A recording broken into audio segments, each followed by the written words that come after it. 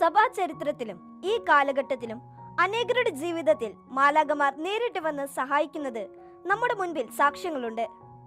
African cup of Nations മത്സരത്തിൽ തന്റെ ടീമിനെ അത്ഭുതകരമായ ഒരു ഗോളിൽ നിന്നും കാത്ത ഇനിയമയെ കുറിച്ച് വായിക്കാനിടയായി.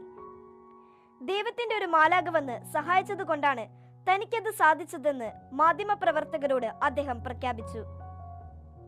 ചില സന്ദർഭങ്ങളിൽ മാലാഖമാർക്ക് ദൃശ്യരൂപം പ്രാപിക്കാൻ സാധിക്കുമെന്ന് ബൈബിൾ തന്നെ വ്യക്തമാക്കുന്നു. മനുഷ്യർക്കു മുൻപിൽ പ്രത്യക്ഷപ്പെടാൻ മാലാഖമാർ ചില രൂപങ്ങൾ സ്വീകരിച്ചിട്ടുണ്ട്. അത് അവരുടെ പ്രകൃതിയുടെ ഭാഗമല്ല. ഈജിപ്തിലെ ആദ്യജാതരെ മോശയുടെ കാലത്ത് മാലാഖമാർ വധിച്ചു. കാരാഗ്രഹത്തിൽ അടക്കപ്പെട്ട പത്രോസിനെ ഒരു മാലാഖ ബന്ധന വിമുക്തനാക്കി. ഉൽപ്പത്തി 16:7, 21:7 ഈ ഭാഗങ്ങളിൽ